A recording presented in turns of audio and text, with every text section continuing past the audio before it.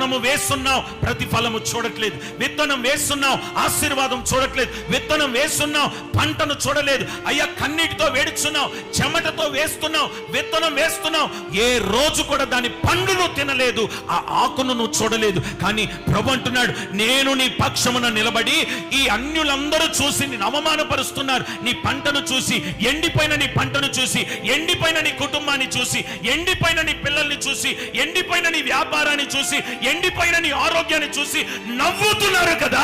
వారు చూస్తుండగానే నీ పంటను బాగు చేయడానికి నేనే నీ పక్షమున దున్నబోతున్నాను. నిన్ను దున్నడానికి గల కారణం, నీ పంట నూరంతల ఫలము వారు చూడాలి.